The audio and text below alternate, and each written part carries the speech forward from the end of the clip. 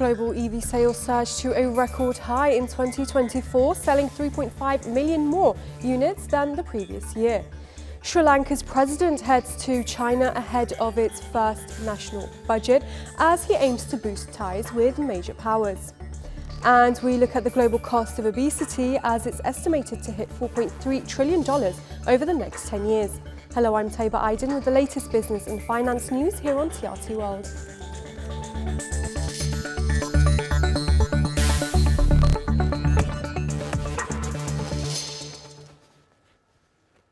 Incoming US President Donald Trump plans to cut key subsidies and roll back the Environmental Protection Agency's emission standards, raising uncertainty for the future. But 2024 saw strong EV growth. Global sales of electric vehicles reached a record 17.1 million in the last year, more than 3.5 million units higher than 2023. Not only did EV sales rise, but the growth rate also accelerated, with December marking a record-breaking fourth consecutive month of strong sales. Among the standout performers of 2024 were plug-in hybrids, which saw the fastest growth. These vehicles captivated a new wave of buyers, many cautious about committing to fully electric cars or drawn to the longer range that hybrids provide. Incentives and emission targets helped drive EV sales in China, where domestic sales of electric vehicles rose by 36.5%. Meanwhile, things were tougher in Europe. The removal of subsidies in Germany caused a dip in sales across the continent. The UK overtook Germany as the largest market for battery electric vehicles in 2024, thanks to strict government targets. For more on this, we're joined by Josh Mahoney in London. He's Chief Market Analyst at Scope Markets. Good to see you, Josh. Now, firstly, it's another record year for EV sales. What's helped drive this growth? Yeah, certainly. I mean, there's been a lot of talk about a potential slowdown in the EV move, and certainly the weakness that we've seen within the Chinese economy might make you think that they're going to hold back on big ticket item purchases. That hasn't been the case. The strength seen globally with a 25% growth in global EV sales has been driven primarily by China, with 40% upside in terms of sales within the region. Now, this comes amid a price war within China in particular, and certainly Tesla have been feeling that quite keenly. But also, gradually you see a greater adoption. You're going to see improved infrastructure in the region. You're going to see people more open to moving away from those fossil fuel based vehicles and more towards EVs. And of course, at the same time, you're talking about the possibility of subsidized purchases or tax breaks that really help people along when it comes to their decision making. Now, could 2025 be a turning point for EV growth with Trump's return to the White House? Well, this is key, right? Because Joe Biden has been keen to push people in that direction, and that certainly isn't the focus of Donald Trump. He's looking to sort of roll back that focus on green energy, so to speak, and more towards the sort of more aligned towards the traditional parts of the business when it comes to, say, fossil fuels or oil and gas and manufacturing. But he does have Elon Musk in his ear. So the fact that Elon Musk has that strong position within the framework of Donald Trump's government really would make you think that there's a possibility that he's going to rein in any potential significant shift away from the EV market. And in China, we're seeing stiffer competition in the market. What will 2025 look like for Chinese automakers?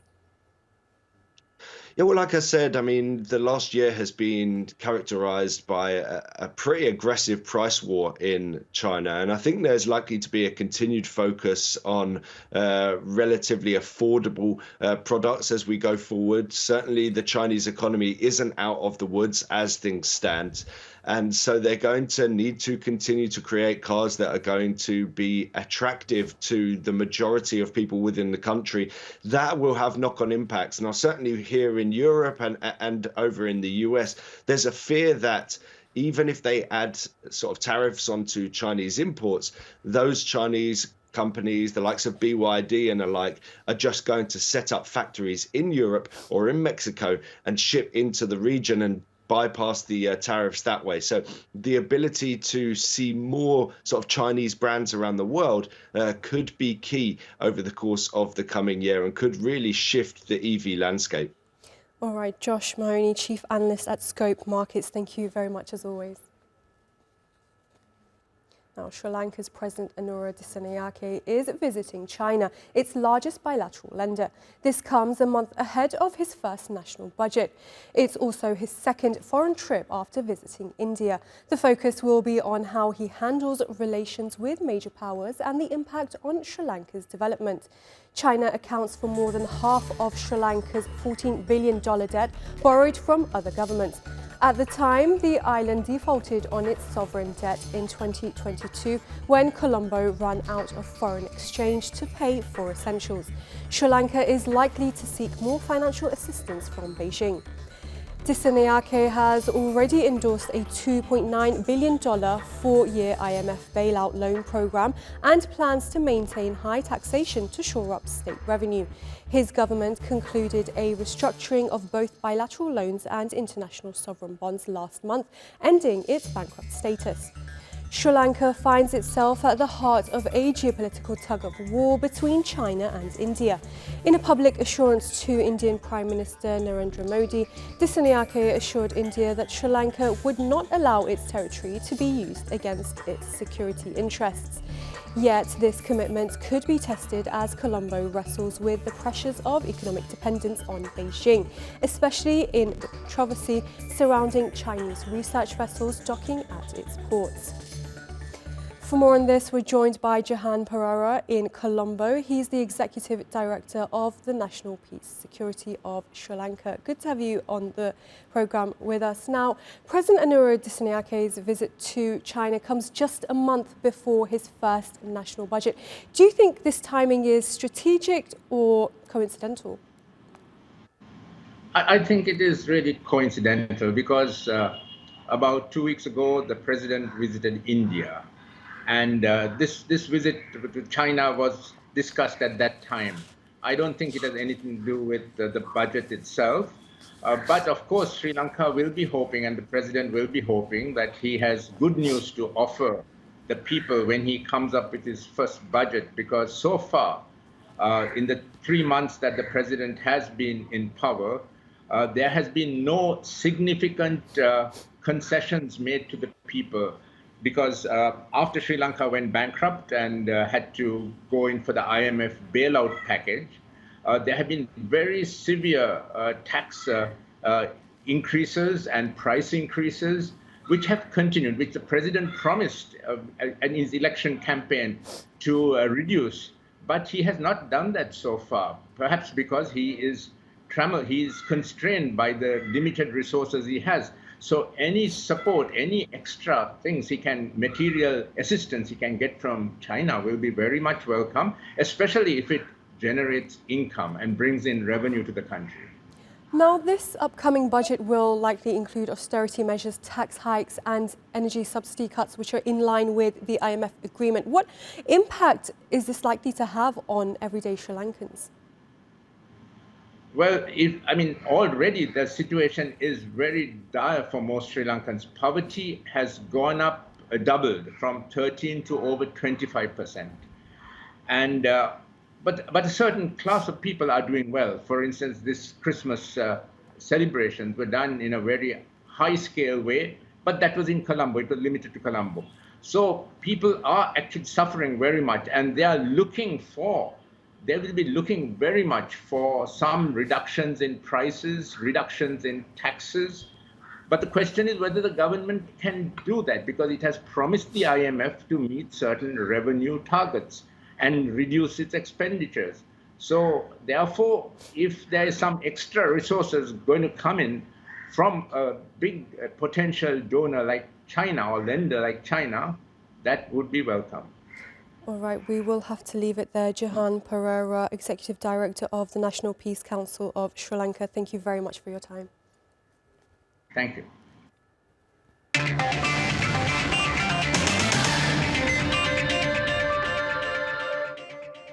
And now a quick look at some of the other top business stories from around the world. Argentina has signalled a shift in its foreign exchange policy by reducing the pace of the peso's depreciation to 1% per month starting in February. This comes as inflation rose to 2.7% in December, bringing the annual rate to 118%.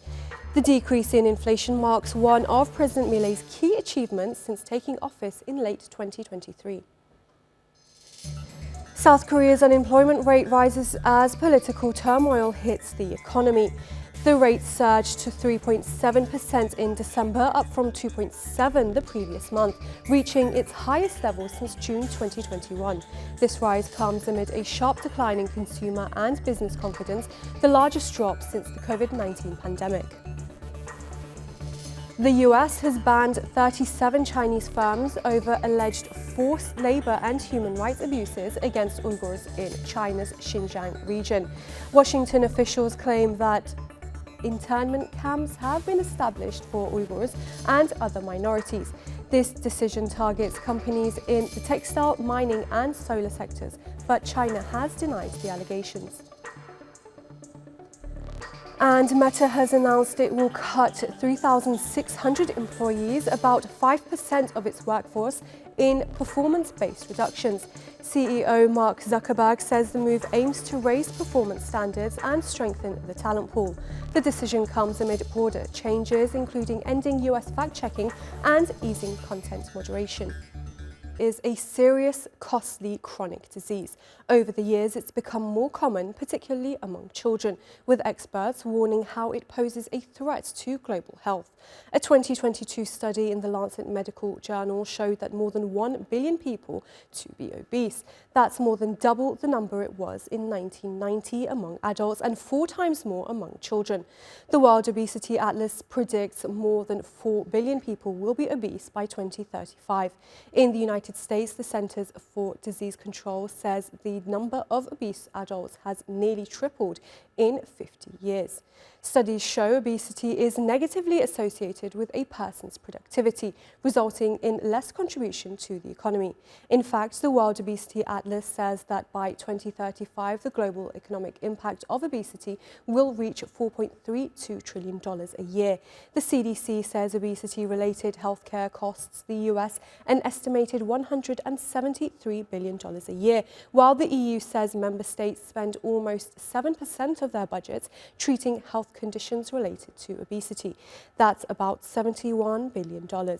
Lower-income countries have also witnessed a surge in costs.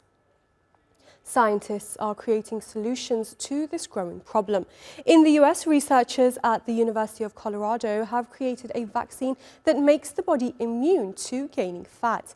It's different from Ozempic, which prevents a person from overeating. The UK National Health Service also authorised the use of Wegovy to manage obesity alongside diet and physical activity. For more on this, we're joined by Dr. Bharat Pankania, who's a senior clinical lecturer at the University of Exeter. Good to have you on the programme with us, Doctor. Now, what's been driving the global surge in obesity, particularly among children?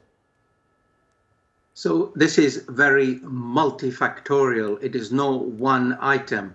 So the multifactorial items are diet, sedentary lifestyle, economics, and of course cultural, marketing, and of course access to healthy foods. And these days, when we've got a lot of IT technology, our children sit on their smartphones, and of course with that smartphone and sleep deprivation, all of those items contribute eventually to putting on a few grams and a few more grams and a few more grams, and before you know it, you are obese. Now, obesity-related issues are projected to have an economic impact of more than $4 trillion over the next decade. How does it weigh down the economy, and what are governments doing to address this? So it weighs down the economy because on a personal level, the obese person is going to have more healthcare issues, diabetes, heart disease, arthritis. And then secondly, they are obviously taking time off work, and therefore their productivity is low. And with that, it costs the nation also a lot of money to try and help them. So once you've got your type 2 diabetes, you've got your high blood pressure, your arthritis, it's very difficult to reverse it. And therefore, I, as a public health doctor, always advise governments, what are you going to do? Well, what you should do is prevention, because prevention is the best and the cheapest strategy possible. So what do you do? What do I mean by prevention? It's the first 10 years of life that work the best.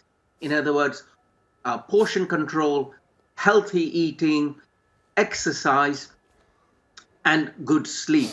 Now, with respect to healthy eating, you have to also fight big interests. There are mega interests with a lot of power, with their ultra-processed foods that they want us to consume instead of the healthy food which we would like people to consume.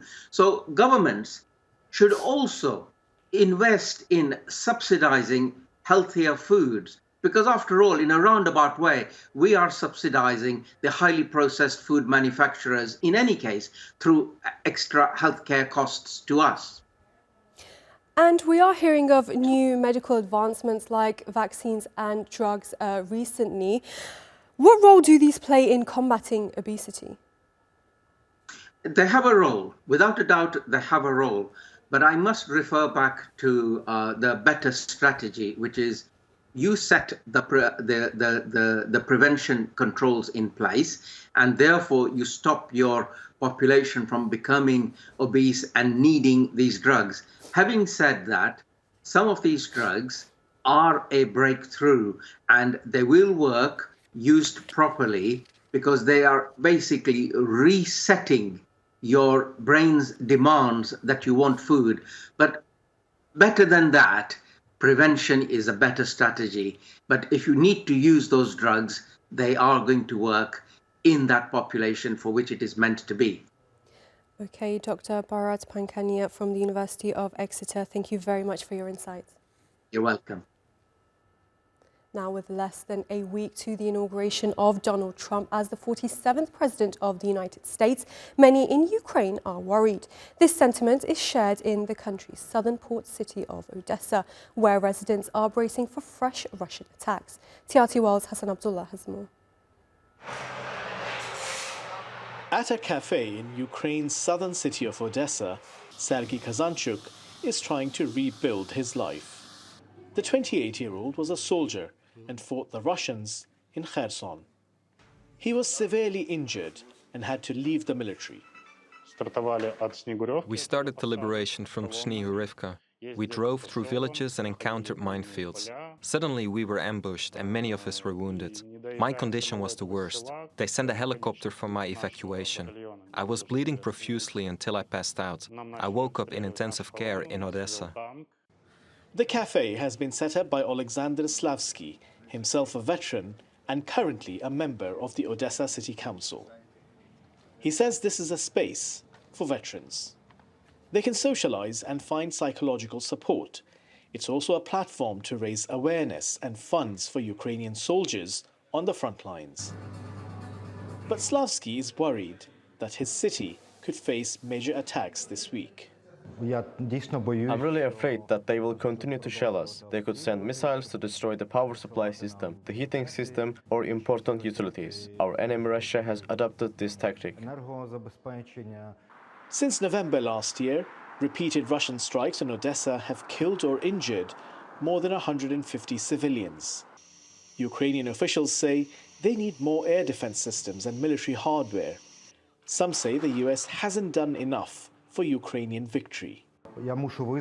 I have to admit that the US government, the democratic government, didn't help us enough to win. Maybe things will change for the better with the new government. But few share this optimism. Many here believe that with Donald Trump in office, Ukraine could be compelled to compromise on its occupied territories. They're also concerned that Western support for their country could be undermined.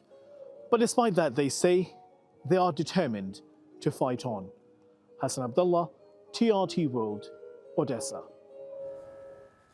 Japan's tourism sector is booming, with experts expecting last year's number of visitors to be a record. With the travel industry contributing massively to Japan's economy, it's good news because the economy is facing a number of challenges. Emre Boz reports. Pristine forests and ancient temples. Tourists are flocking to the land of the rising sun to see these unique hotspots. And one reason for this is the dramatic weakening of the Japanese yen. Now, obviously, when everyone travels, I think Japan would have been on their bucket list, maybe for years. But seeing the Japanese yen and the currency fall at the moment, I think is a prime time because at the moment, Japan is like on a 30% off sale. So it's very cheap for a lot of people to come. For the majority of last year, the number of tourists in Japan was above the 3 million mark. Japan's travel and tourism sector had grown by more than a third in 2023, contributing slightly more than 7% of national economic output. Especially when we look at how the tourism sector has been performing over the past 2 to 3 years after COVID, it has actually overtaken semiconductors as the second largest export in Japan, which is only lagging behind automobile. The growth in the tourism sector is a much-needed contribution to Japan's economy. It's been performing below expectations, dipping to negative growth for 2 quarters in the last 2 years. The Japanese government expects last year's total number of tourists to be a record high of more than 35 million. But there are several challenges to sustain growth in tourism. One of them is the aging population. Private sector experts forecast that a total of 744 Japanese municipalities are at risk of disappearing due to population decline. This poses a threat to the travel sector as locations with hotspots may no longer be able to operate, and it may potentially slow the sector down, leaving businesses short-staffed. This will lead to an increase in prices and a reduction in quality. Meanwhile, a low yen may create more problems for Japan's economy, as it could increase import-driven inflation. The Bank of Japan has been increasing rates since March of last year, peaking at 0.25%. This is to increase demand for the Japanese yen by making it more attractive over the US dollar. And to tackle the bigger problem of Japan's falling population, the government has begun measures to increase child allowance and financial aid for young couples. But for now, Japan's economy is reaping the benefits of an influx of tourists. Emre Boz, TRT World. Las Vegas has unveiled a groundbreaking vision of luxury travel, an AI-powered concept hotel. Lara Kulchastan has the details. In the heart of Las Vegas, the autonomous hotel promises to redefine hospitality, combining luxury with cutting-edge technology. It's being showcased as the world's first fully AI-powered hotel. We like to call it a hotel with a brain. It's actually the first true AI-powered hotel. And the objective of this is to provide a product that does not exist today on the market. And if it does, it doesn't exist at that level. This hotel offers a personalized experience powered by artificial intelligence. Guests can customize every part of their stay using the hotel's app, from booking to room setups. And the check-in process is entirely digital. First, IDs are scanned. Identity is verified through facial recognition. Access to rooms is with a QR code. AI-controlled connecting doors allow spaces to expand for larger groups and shrink for cozy stays. So you can book anywhere from a studio up to a 6-bedroom suite. Whatever you want, you go to book and the AI will puzzle that for you on the fly. So our floor plan in the hotel is all interconnected rooms, and the connecting doors are controlled by a locking mechanism that we developed. So if you book, let's say, 2-bedroom suite, the AI will puzzle it on the fly for you and give you a confirmation. So starting from the physical space, that's what we give control to the guest. The autonomous hotel isn't just about luxury, it's about innovation.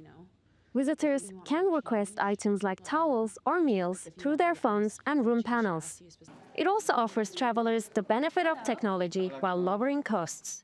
want to give the guest the control and the flexibility to build their own experience, but also to lower the base price and allow more people to be able to travel and stay with us and get all that luxury that's powered by technology and AI at the cost of a typical Airbnb booking, if you want. As AI looks to reshape every part of our lives, the autonomous hotel is a glimpse of how we'll be accommodated in the future. Lara Klucharslan, TRT World. Well, that's all your business news for now. Thanks for watching.